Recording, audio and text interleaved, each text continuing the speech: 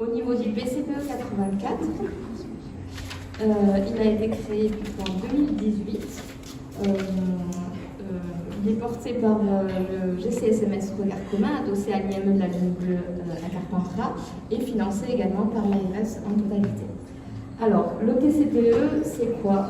Donc, c'est un dispositif souple et adaptable qui vise à apporter des réponses ajustées aux besoins des situations les plus complexes.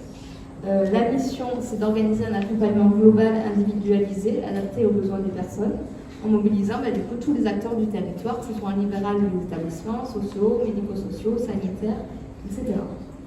Alors, le PSP est mobilisé par notification de la MDPH, du coup, au niveau du Vaucluse, une notification qui est valable 1 an renouvelable.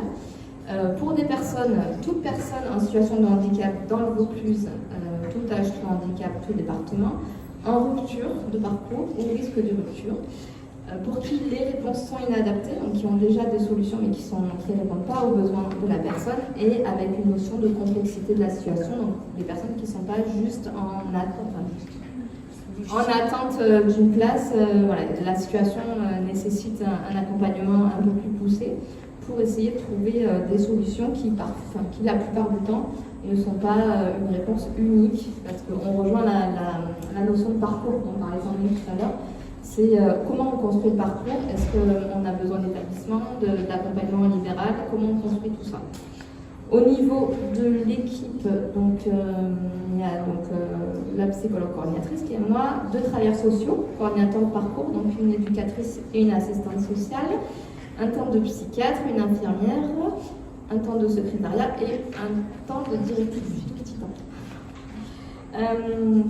Au niveau des modalités d'intervention, donc quand on rencontre la personne et ses aidants, on a d'abord une grosse partie qui est un recueil de parcours, c'est là qu'on vous sollicite, tous les établissements qui ont déjà été fréquentés par la personne, pour savoir qu'est-ce qui a posé problème, qu'est-ce qui a fait rupture, qu'est-ce qui a aussi très bien fonctionné, on s'arrête aussi sur les points positifs, qui nous permettent de réévaluer ou d'évaluer la situation et les besoins de la personne, en essayant de toujours favoriser sa participation quand c'est possible, et en valorisant aussi justement la détermination de la personne.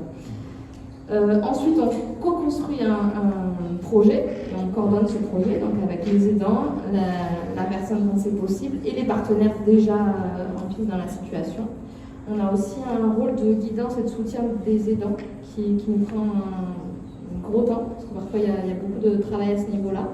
Et on accompagne en coordonnant avec vous, les différents acteurs, les situations. Comme disait Sandrine, on a un lien régulièrement, on fait des réunions 2 fois par semaine, et on évoque chacune des situations tous les 2 semaines. Au niveau, c'est pareil, vous retrouverez nos coordonnées dans le PowerPoint. On est à Carpentras, on est sur tous les mots. Donc n'hésitez pas.